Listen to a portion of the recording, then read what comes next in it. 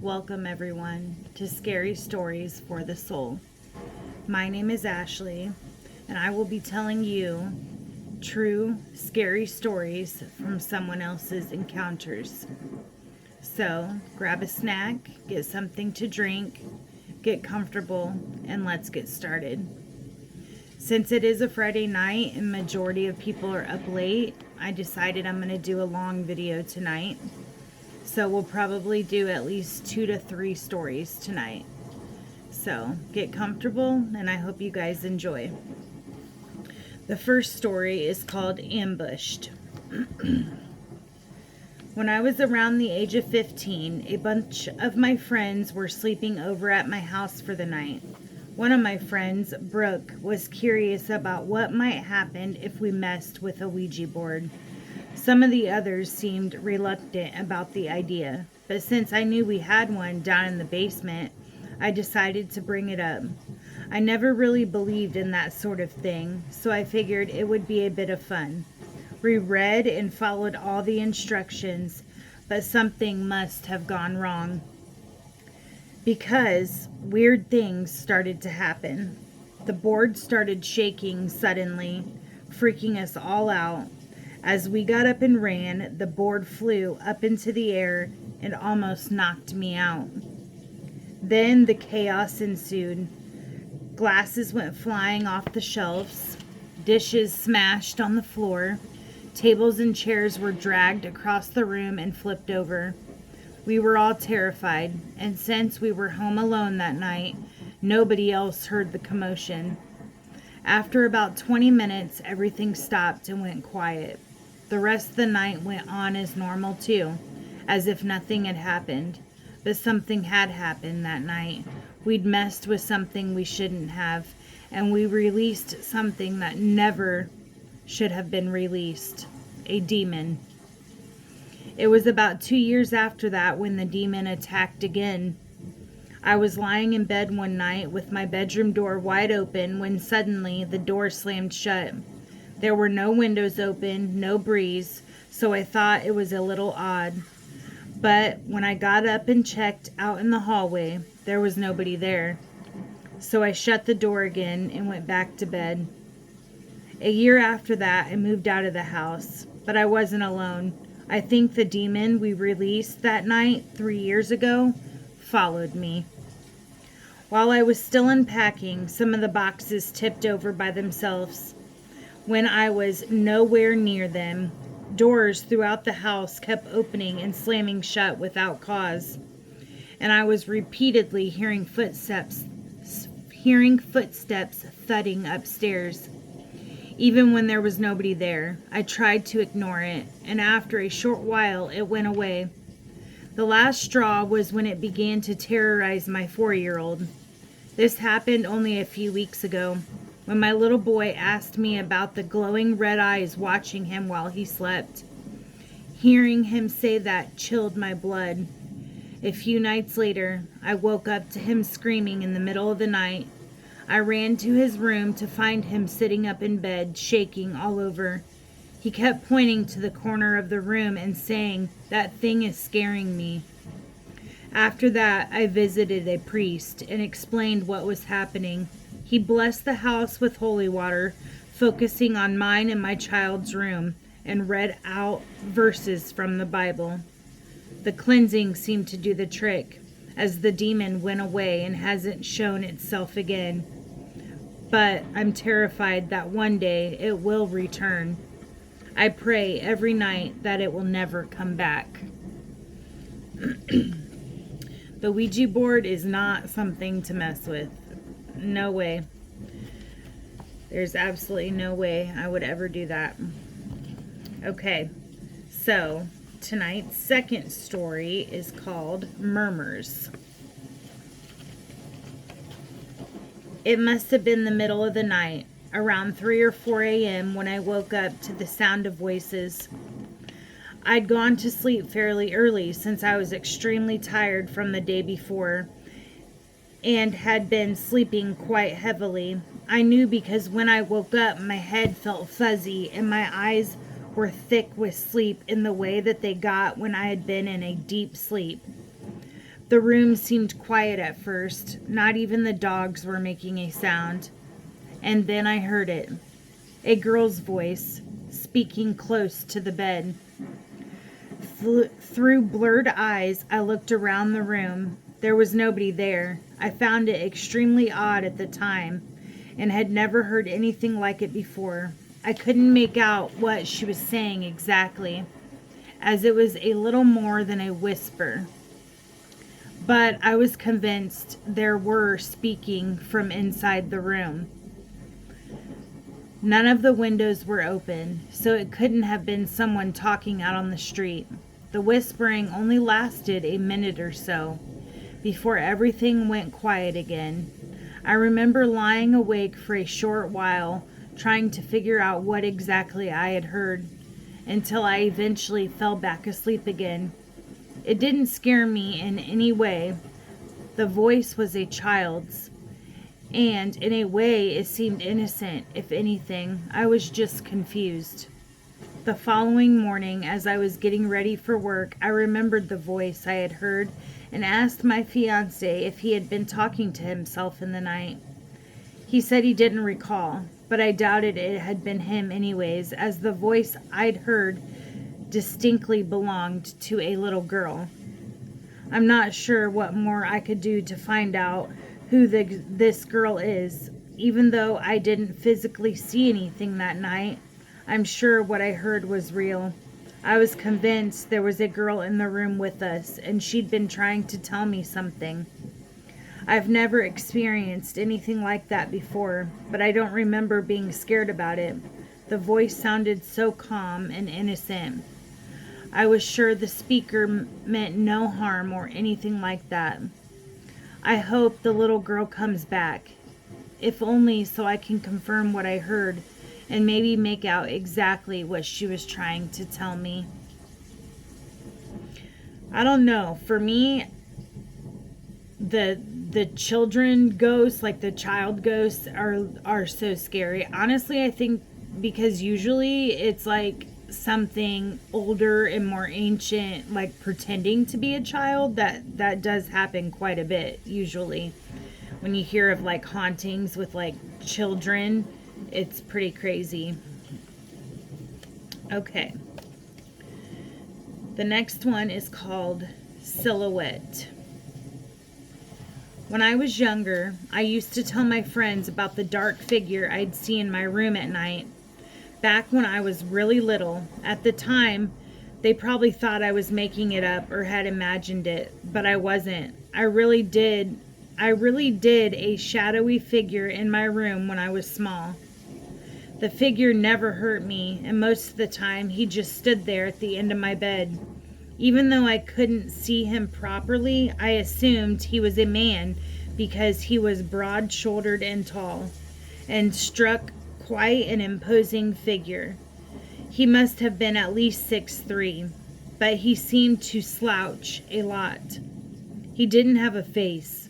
He was more like a silhouette or a thick shadow that could move, and he had wings.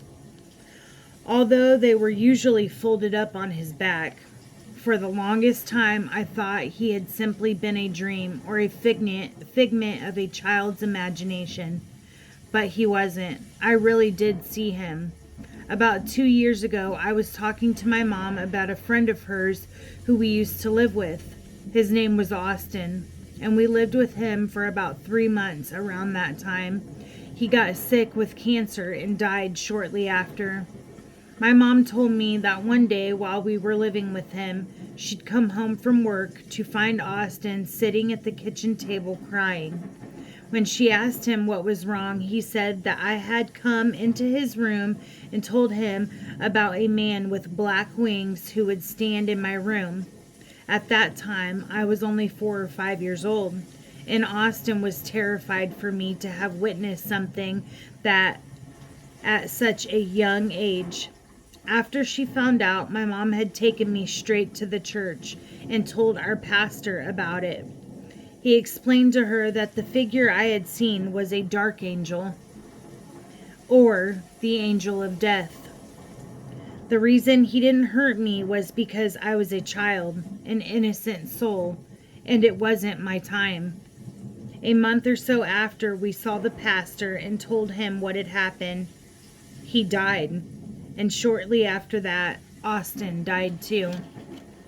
The dark angel I had seen was a sign that death was coming, and so it did. That one's scary. I always wonder about stuff like that. I always wonder, when you are dying, if you don't die suddenly, if you see those types of things as you're dying, at end of life experiences, I guess. Just pretty scary. Okay. The next one. Let me go back a little bit. We're going to do one more just because, I just feel like doing it. So, the last one we'll do tonight is called One Man's End, Another Demon's Beginning. My life was perfectly normal until the day my friend committed suicide. There was something weird about that day, about me. It's difficult to explain it clearly, but I felt like something came home with me after the horrible events that happened. The closest thing I can describe it, that I began to see what I perceived to be a demon. On multiple occasions, it started out as nothing but simple manifestations of a humanoid creature.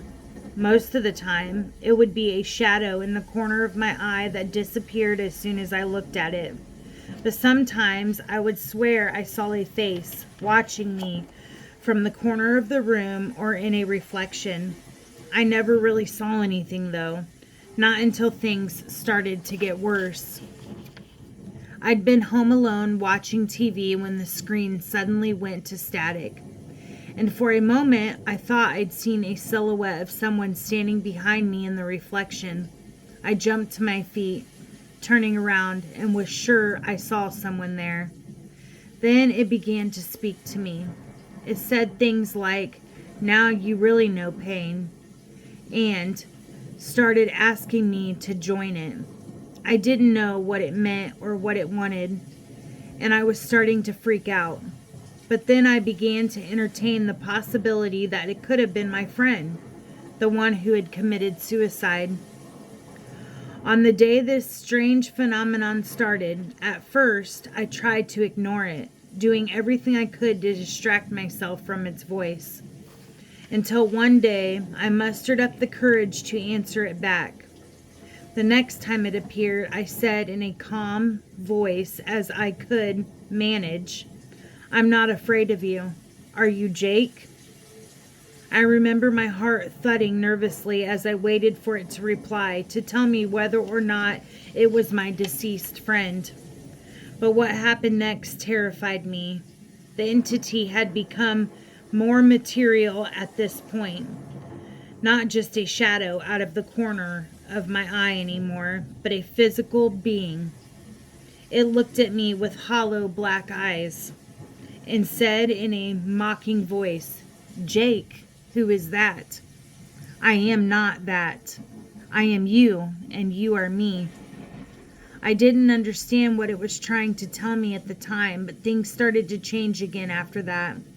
The demonic entity stopped bothering me for a while after, and I didn't see or hear it again, but I started to feel strange. Like I wasn't really myself anymore. I used to be a calm, patient person, but I began to feel angry and agitated over the smallest things, and my temper would flare up out of nowhere. I remember once fighting against the urge to hurt one of my best friends just because they were annoying me a little bit. It was almost like I wasn't even me anymore. And that's when the demon's words started to make sense. When it had said, "I am you, and you are me," could it have meant that the demon wanted to possess me? That it wanted to be a part of me and share the same body? Or was it already too late? That one's a little freaky. Definitely a possession. That's so scary. Possessions and like mimics and things along those lines are probably the things that I fear the most in the paranormal world. I think growing up in the 80s and the 90s and you watch the movie The Exorcist quite a bit, yeah, no way. All right, guys. Well, let's go ahead and do one more, I guess, since the last ones have been kind of short. We'll go ahead and do another one. But we will make this the last one, as this video is already about to be 16 minutes long. So it is a Friday night, though. Everyone's awake, I'm guessing, or maybe not. I mean, some people, I guess, prefer to be out on a Friday night, but not me. I guess I like to stay in and read scary stories. I did order, though, some more like true paranormal encounters, like some different books that I can read to you guys until I can get other people to start sending me their scary stories. Okay, let's see which one we're gonna do. This one is called Skeptics.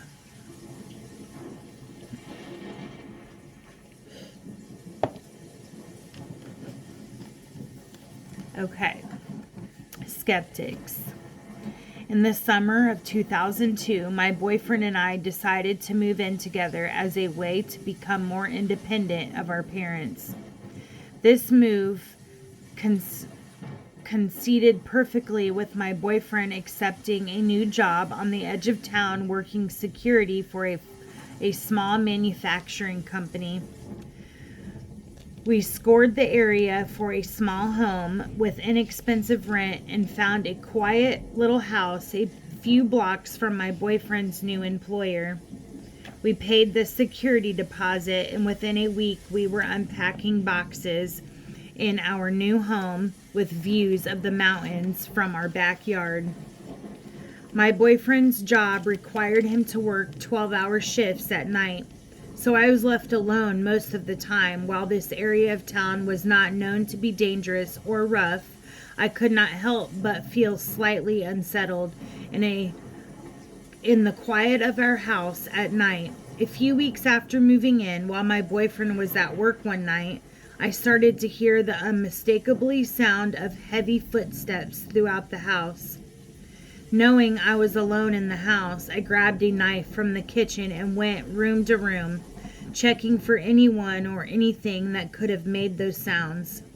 As I was moving from the bedroom into the hallway towards the living room, I began hearing loud banging, not unlike the metallic clanging of a hammer on a rock. These sounds went on for several nights, and I did my best to convince my husband of what was going on. However, he dismissed the sound as simply the house making noise as it settled from the day. Neither one of us believed in the paranormal and were highly skeptical of things like ghosts. However, I knew what I had experienced, and it was not the normal sounds of a settling house. I was starting to believe that our house was possibly haunted. I was soon fully convinced when a series of events occurred that chilled me to my very core.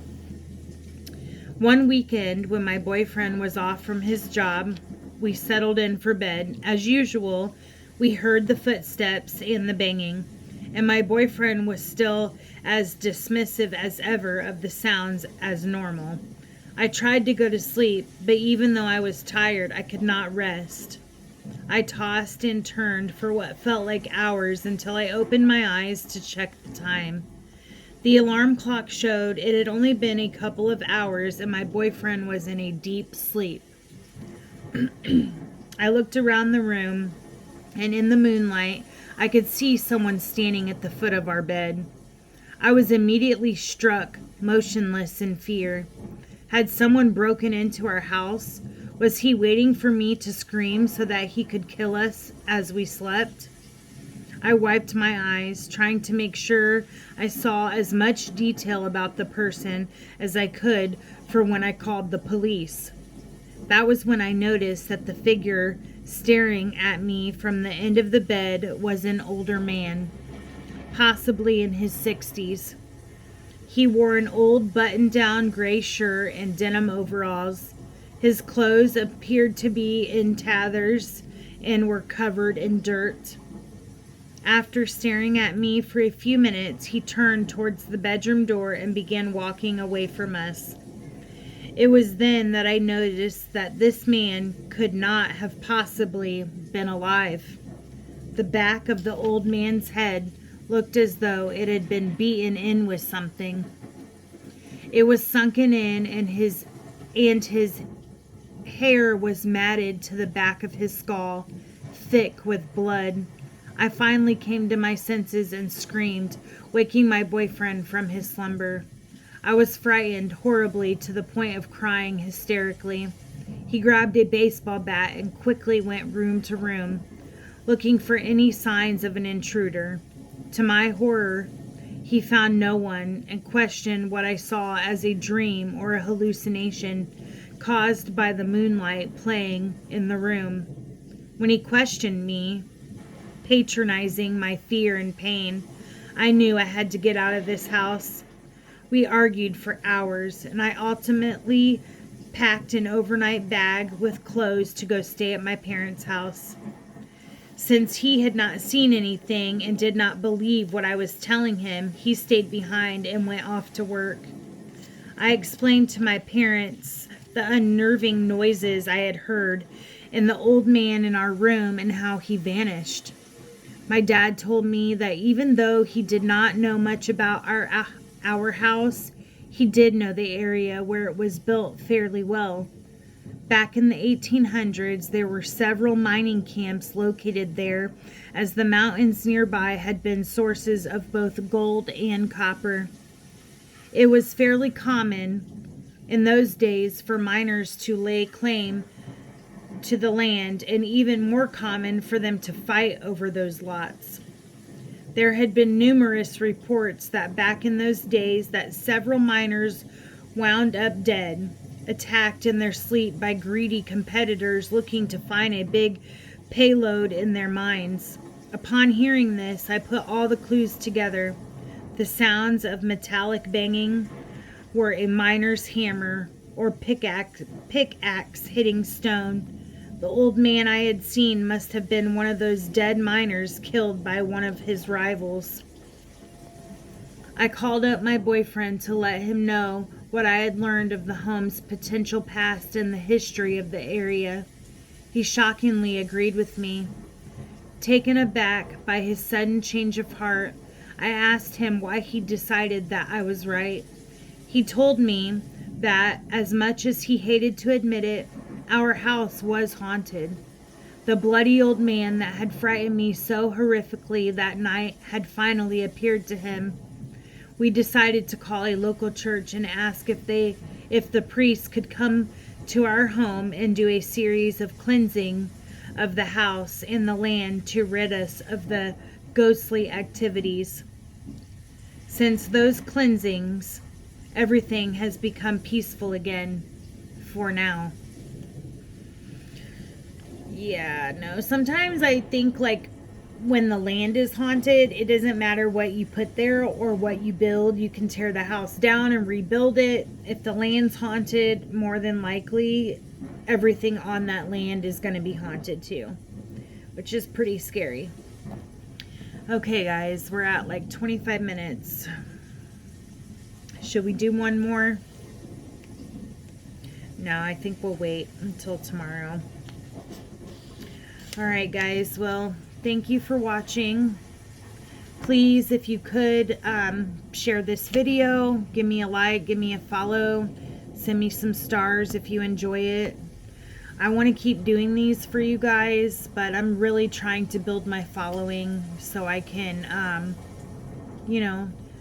build a better, fan base, I guess, of more like-minded people who enjoy the same thing I enjoy, I guess. So if you could please share this video, get the word out there. If you're not following me, please do. And I need people to start sending me stars, guys. So I do appreciate everyone who watches, though, and I plan on doing these as many nights a week as I possibly can. So for now, and until the next one, I will talk to you guys later. Good luck sleeping tonight.